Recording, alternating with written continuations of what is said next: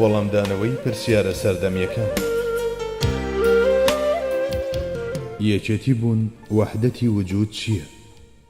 ئایا دەکرێت گونجان و ڕێککەوتنێک لە نێوان ئەو بیر و باوەڕی خۆماندا دروست بکەین؟ یەکێتی بوون کە بە زاراوەی وەحدەت الوجود دەری دەبڕین. زیاتر بابەتی جێباسی نێوان ئەهلی تەسەووفە. هەرچەندە یەکێتی بوون لە لای زۆرێک بابەتی چێژ و حاڵی لێهاتنە، بەڵام هەندێک هاتوون بەرگێکی فەلسەفیان کردووە بە بەریدا و هەوڵیان داوە لێکدانەوەی جیاوازی بۆ بکەن. هەندێکی دی جیاوازی ناکەن لە نێوان ئەم و وەحدەت المەوجود واتە مۆنیزمدا. یەکێتی بوون لە مێژووی هێزری موسڵماناندا پێگەیەکی گرنگی هەیە و تێگەیشتن لەیشی وەک هەر بابەتێکی دیکە زیادەڕەوی و کوردڕەوی تێدا کراوە. خۆی هەر لە ڕاستیدا ئەم بابەتە بە تەواوی پەیوەندی بە زاتی خواوە هەیە، بەڵام گاه لەبەر ئەوەی نەتوانراوە بەباشی گزارشتی لێ بکرێت و گاه کەم و کوڕی هەبووە لە پیادەکردنیدا بەسەر جیهانی هەستیدا و گاه لەگەڵ پانتەیزمدا ڕەهەندە فەلسەفیەکانیان تێکەڵ بووە. لە بەرەم چەند خاڵە تا هەنوو کە تێگەیشتن و لێکدانەوەی جۆرا و جۆری بۆ کراوە و بووەتەیەکێک لەو بابەتانەی مشت و مڕی زۆری دروست کردووە. بە پێی شوێن کەوتوانی ئەم قوتابخانەیە یەکێتی سێ ئاستی هەیە. یەک، یەکێتی کردار وەحدەت الأفعال، ئەو عەقیدەیەی کە دەڵێت لەم گەردوونەدا بکەری هەموو کردارێک خوایە. بە پێی ئەم تێگەیشتنە هەر کاتێک بە هەر هۆکارێک هەر کردارێک بێتە بوون و بکرێت، پێویست ناکات بە دوی هۆکارێکی دیکەدا بگەڕین. یەک ڕاست دەتوانیت بڵێیت ئەوە کاری ئەڵڵایە. جا ئێستا نامانەوێت بچینە سەر بابەتەکانی بەدەستێنان کەس بوو بەدیهێنان خەڵقی زانستی کەلام و درێژە بەم بابەتە بدەین، چونکە ئەو لایەنە لە پرسیارەکانی تایبەت بە قەدەردا خراوەتە بەرباز. ئەوانەی خاوەنی ئەم تێڕوانینەن باڵگەیان هەیە بۆ پشتڕاستکردنەوەی بۆچوونەکانیان. بۆ نمونە، پەروەردگار ئێوەش و ئەو شتانەشی کە دەیکەن دەئافرێنێت. هەمووی لە خواوەیە و چەند نمونەیەکی هاوچەشن. دوو، یەکێتی سیفات، باوەڕبوون بەوەی کە سەرجەم توانست و ئیرادە و زانستەکان هی خوان. بەپێی ئەمە هەموو هێزێکی چێشکردن و هێزی وەگەرخستن و هەموو توانە و مەلەکەیەک سەرنجام واتە و حاڵێکی ئەون و کارێکی تایبەتن بە ئەو. سێ، یەکێتی زات، بەپێی ئەمە هەموو هەستی تەنها لە یەک زات پێکاتوە. هەر شتێکی دیکەش کە دەبینرێت بریتیە لە درەوشانەوە و دەرکەوتنی ئەو لە پلەی جیاجیادا. دەکرێت مشتومڕ لەسەر هەر یەک لەم ئاستانەی تەوحید بکرێت و دەکرێت ڕەخنە لە وردەکاریەکانیان بگیرێت، بەڵام لەبەر ئەوەی بابەتەکەی ئێمە لەم ئاستانەدا زیاتر پەیوەندی بە بەشی سێیەم واتە یەکێتی زاتەوە هەیە، تەنها لەسەر ئەمەیان دەوەستین. کەستا ئێستا لاری لەوە نەبووە کە ئەم جۆرە تێگەیشتنە لە تەوحید تایبەت بێت بە چێژ و حاڵەتە ڕۆحیەکان و بابەتی مشتومڕ نەبووە. لە ڕاستیدا ئەوە بۆ ئەهلی خۆی ڕاستیەکی جێگیرە کە ئەگەر هەموو شت و ڕووداوەکان نەدرێنە پاڵخوا و پشت بە ناوە جوانەکانی ئەو نەبەستن، ناتوانرێت هیچ شتێک ڕوون بکرێتەوە و گزارشتی لێ بکرێت. جا لەم جۆرە تێگەیشتنەشدا کەم و زۆر هەمان مانای تەوحید بەرچاو دەکەوێت. ئەمەش لە شێوازی بیرکردنەوەی ئەهلی تەسەووفەوە زۆر نزیکە.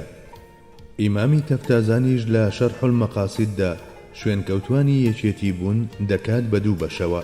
بە پێیەم دابەشکردنە دەستەیەکیان لە نێو فیکری ئەهلی سوننەتدان و هەروەک تۆزێک لە سەروتریشەوە باسمان کرد ئەمانە هەرگیز نەبوونەتە بابەتی مشتومڕ و مناقەشە. بە گوێرەی ئیمام تەفتازانی ئەهلی یەکێتی بوون بۆ دوو گروپ دابەش دەکرێن: سۆفی و متەسەوف. سۆفی لە وجودیشدا بە وێنەی مەوجودەکان چەندیەتی قبوڵە، بەڵام ڕێبواری ڕێی حەقیقەت کە گەشتە ئەڵڵا خۆی لە نێو دەریای مەعریفەتدا دەبینێتەوە و ذاتی خۆی لە ذاتی خوا و سیفاتی خۆی لە سیفاتی خوادا فەنا دەکات و دەتوێنێتەوە. لە دیدی ئەم ڕێبوارەدا جگە لە ئەڵڵا هیچ شتێک بوونی نامێنێت و ئەم ڕێبوارە بوونی خۆشی بە چڕبوونەوەی درەوشاوەکانی حەق دەزانێت. ئەهلی تەسەوف بەمە دەڵێن فەنا فی التەوحید. جا لەبەر ئەوەی زۆرجار حاڵەتی ئەم پلە و ئاستە بەباشی وێنا ناکرێت، هەندێک گزارشت بەکاردەبرێت کە دەچنە چوارچێوەی حلول و ئیتیحادەوە. بەڕای هەندێک لە سۆفیەکان تەوحیدێکی لەم چەشنە پێویستی و داخوازی مەقامی جەمعە. بە دڵنیاییەوە ئەمەش پێشەموو شتێک مەسەلەی عیرفان و دواتر چێژە. ئەو مرۆڤەی گەیشت بێتە ئەم مەقامە ناکرێت بوونێکی حەقیقی بەشتان بدات، چونکە ئەمە دژیەک دێتەوە لەگەڵ مشاهدە و هەستکردندا و قبولکردنی هۆکارەکانیش لەم حاڵەتەدا هەستی شیرکیان تێدا دروست دەکات. بە پێچەوانەی ئەمەشەوە پێش ئەوەی بگەن بەم ئیدراک و حاڵەتە، نکۆڵیکردن لە بوونی هۆکارەکان ڕیاییە و تەنها بانگەشەی حاڵەتێکە کە بوونی نییە. بە گوێرەی ئەمە ئەوەی کە نەزانێت جەمع چییە بێمەعریفەیە و ئەوەش کە لە فەرق بێخەبەرە وەها هەژمار کراوە کە بێ ئاگایە لە نهێنیەکانی بەندایەتی. کەسی پێگەیشتوش ئەوەیە کە فەرق و جەمع بەپێی شوێنی خۆی پەسەند بکات. دەستەی دووەم ڕوون و ئاشکرا لە یانگرانی وەحدەتی وجودن. بەڕای ئەمان هەموو بوون یەکە و ئەو یەکەش تەنها جەنابی حەقە. ئەو زۆریەش کە لەم جیهانی هەستێدا دەبینرێت تەنها خەیاڵ و سەرابێکە. وەک دەبینرێت یەکێتی بوون لای سۆفیەکان بابەتی چێژ و حاڵە، بەڵام لای متەسەویفەکان کە دواتر دێن قەناعەتێکی ڕاستیە و تامێکی فەلسەفی هەیە. لە نێو ئەهلی کەلامیشدا کەم نین ئەوانەی خاوەنی ئەم چەشنە قەناعەتەن و تەنانەت کەسێکی وەک جەلالەدینی دەوانی بەتوندی پشتگیری لێ دەکات. بەڵام ئەوەندە هەیە کە زانایانی ئەهلی سونەت چ لە ڕابردوو چ لەمڕۆدا لەسەر ئەوە هاوڕان کە بوونی شتان حەقیقیە و نەگۆڕا. شەیخ الئیسلام مستەفا سەبری ئەفەندی لە کتێبەکەی بەناوی موقف العقلدا ئەوە پیشان دەدات کە لە پشت تیۆریای وەحدەتی وجودەوە بیرۆکەی ئەوە هەیە کە مەوجودات هاوتای یان پارچەی ذاتی حەقن. ئەمەش لای ئەهلی خۆی ئاشکرایە. لای زانایانی کەلام بوون حاڵەت و بارێکی زیادکراوە، ئیزافیە لەسەر ماهیە. ئەمە لە واجبیشدا و لە ممکینیشدا وایە. بەڵام لای ئیمامی ئەشعەری ئەم شتە تەواو پێچەوانەیە. ئەو لە واجب و لە ممکینیشدا وجودی بە هاوتای ماهیەت داناوە. فەیلسوفەکانیش هەرچەندە لە مەسەلەی واجبدا هەمان بۆچوونی ئەشعەریان هەیە، بەڵام لە ممکیندا بۆچوونی زانایانی کەلامیان بەلاوە پەسەندە. ئەم دوو دەستەیی دوایی واتە ئەشعەری و فەیلسوفەکان هەستی بە هاوتای ذاتی باریدا دەنێن و دەڵێن کە بوون هەمووی بریتیە لە بوونی ئەو. لەبەر ئەمەش بوونێکی گوێرەیی و ڕێژەیی دەدەن بە هەموو شتەکانی دی و هەموو شتێک وەها دەبینن کە بریتی بێت لە ذاتی ئەڵڵا. لە ڕاستیدا زۆرێک لە سیفەتە ئیلاهیەکانی دیکەش هاوشێوەی بوون جێی مشتومڕ بوون. داخۆ ئەمانە هاوتای ذاتی ئیلاهین یاخود ناهاوتان. بەڵام ئەوەی لە بیرۆکەی بە هاوتا زانینی بوون و ذاتی خوای گەورەوە شتێکی وەها بخوێنرێتەوە کە شوێنکەوتوانی ئەم بیر و بۆچوونە کە زۆرێک لە زانایانیشی تێدایە دەگەنە یەکێتی بوون و تەنانەت دەگەنە یەکێتی مەوجودیش. ئەو دەرەنجامە دەدات بەدەستەوە کە ئەو شوێنکەوتوانە لەسەر ڕێی گومڕایی بوون. پێدەچێت ئەمە بەرپرسیارەتێکی معنەوی هێندە گەورە بێ کە کەس ناتوانێت دەژێرباری دەرچێت. ئەمە لە کاتێکدایە کە کەسێکی وەک جەلالەدینی دەوانی لە ڕیسالە زەوڕادا دەڵێت کە وجودی جەنابی حەق هاوتای ذاتی خۆیەتی و هیچ مەوجودێکی حەقی جگە لە ذاتی حەق بوونی نییە و بەپێی ئەوەش کە هەستی هەیە کەواتە بریتیە لە ذاتی خوا. ئەمەش واتە جگە لە ئەڵڵا بوونی هیچ کام لە بوونەوەران حەقیقی نییە و گوێرەیی و واتاییە. دەوانی لە هەمان کتێبیدا پلەیەک پێشتریش دەکەوێت و دەڵێت بوونیشتی سربەخۆ لە هەستیدا جگە لە ئەڵڵا چ لە ڕووی وجودەوە و چ لە ڕووی دەرکەوتنەوە شتێکی مەحاڵە. دەڵێت لە ڕووی وجودەوە ناکرێت بیر لە بوونی جیهەم بکەینەوە چونکە مەحاڵە شتێک بوونی هەبێ جگە لە خوای گەورە.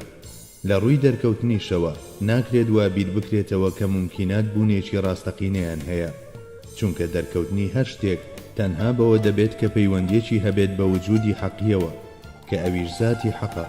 بەپێی ئەمە ئەگەر کەسێک بیەوێت باز دەبوونی شتێکی سربەخۆ بکات جگە لە ذاتی حەق دەبێت پەیوەندی ئەو شتەش بە بوونی خواوە بخاتە بەرباز هەتا بتوانرێت حکم بەسەربوونیدا بدرێت کەواتە هەرگیز نابێت ئەو شوناس و زاتانەی کە گوێرەین و وەهمین بە مەوجودیاندا بنین. محێدین ئیبن عەرەبی لەم بابەتەدا هەنگاوێک دەچێتە پێشتر و بەردەوام ئەوە دووپات دەکاتەوە کە ئەم شێوە بینراوانەی جیهانی هەستی کە لە خۆیاندا بریتین لە درەوشانەوە و ڕەنگدانەوە مەوجود نین و بە تایبەت ناکرێت وەک مەوجودێک تەماشا بکرێن کە بوونێکی بەردەوامیان هەبێت. ئەڵڵا جەلە جەلالوه بەردەوام تەجەلی دەکات و جیهانیش بەردەوام نوێ دەبێتەوە. ئەم تەجەلیانە دوا بە دوای یەک دێن و جیهانیش هەموو ساتێک لە نێوان بوون و نەبووندا دێت و دەچێت. بەڵام تەجەلیەکان هێندە خێرا بە دەوری یەکدا دێن کە لە زنجیرەی بەردەوامی بووندا هەز بە بۆشایی و پچڕان ناکرێت.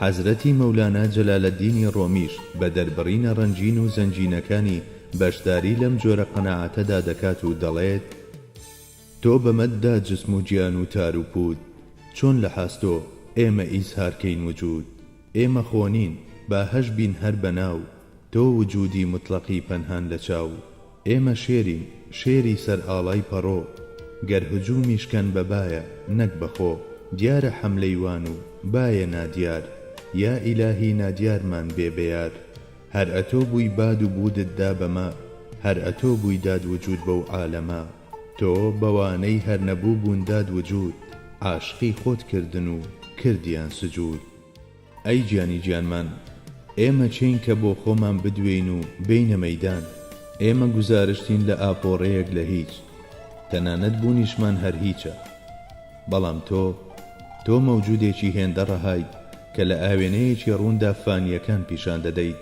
ئێمە شێرگەلێکین بەڵام شێری ڕاستەقینە نا بەڵکو شێری نەخشێنراوی سەرپارچە قماشێک کە بە هەڵکردنی بایەک دەجوڵێت هەست بە شێرە نەخشێنراوەکان دەکرێت بەڵام ئەو بایە نابینرێت کە دەیان جوڵێنێت خوایە ئەو نادیارە ببێتە یارمان بوونی ئێمە چاکە و داهێنانی تۆیە چێژی هەبوونت بە نەبوون چەشتووە و لە ئەزەلەوە عاشق بە خۆتت کردووە ئەم بیر و بۆچوونەی کە هەموو جوڵان و شەپۆڵێکی ئەم گەردوونە بە درەوشانەوەکانی خوا دەزانێت وجود بە هیچ شتێک نادات جگە لە خوای گەورە تێڕوانینی ئەو بۆ ئەم جیهانە وەک شتێکی مەوجود بەندە لەسەر پەیوەندی مەزهەریەت و شتێکی واتاییە بەڵام ئەوەندە هەیە کە جیاوازی دەبیندرێت لە نێوان ئەو بوونەوەرانەی کە تێگرا درەوشانەوەی حەقن ئەم جۆرە و جۆری و چەندیەتیە پەیوەندی بە لێهاتوویی ئاوێنەکانەوە هەیە و هیچ ژیانێک بەیەکێتی وجود ناگەیەنێت جونەیدی بەغدادی بەم جۆرە گوزارش لە هەمان ڕاستی دەکات دەڵێت ڕەنجی ئاو ڕەنجی ئەو دەفرەیە کە تێیدایە بە گوێرەی ئەمە وجودی ڕاستەقینە یەکە هەروەک نور هەموو بوون گوزارشتە لە درەوشانەوە و شەپۆڵدانی ئەم نورە جا هەروەک چۆن باران و تەرزە و هەورە بروسکە و هەورە تریشقە هەموویان لە بنەڕەتدا لە تەنۆلکەشێ و ئاو دروست بوون و دیمەنی جیاجیانیشان دەدەن سەرباری ئەوەش هەمویان پێکەوە شێوە جۆرا و جۆرەکانی هەمان حەقیقەتن بە هەمان جۆر شتوڕ و داوەکان کە چەشنی لافاوێک دەڕۆن و دیمەنی جیاجیایان هەیە جیلوەی جۆرا و جۆری تاکە حەقیقەتێکن هەروەک دەبیندرێت مەسەلەی وەحدەتی وجود لای سۆفیە یەکەمینەکان عەقیدەیەکی پاک و بێگەردە و مرۆڤ دەگەیەنێت بە وەحدەتی شهود بەڵام لای متەسەویفەکانی دواتر شوناسێکی فەلسەفی هەیە و حاڵەتێکی وەهای دروست کردووە نەیانتوانیوە خۆیان لەو زاراوانە بپارێزن کە دەچنە چوارچێوەی تێکەڵبوون الحلول و یەکگرتن الئیتیحادەوە خۆی لە ڕاستیشدا ئەگەر مەسەلەکە وەک بابەتێکی زانستی و فەلسەفی قبول بکرێت ئیدی ڕزگاربوونیان لە حاڵەتێکی وەها ئەستەمە سەرباری ئەمەش دەبینیت کە هەندێک ڕوونکردنەوە و نمونەهێنانەوە بە ئایەت و فەرمودەکانیش کراوە و ئەمانەش چەند نمونەیەکن یەک ئێوە ئەوان بێباوەڕەکانتان نەکوشت بەڵکو خوا کوشتنی ئەوەش کە هاویشتت بەرد چەک تۆ نەت هاویشت ئەوە خوا هاویشتی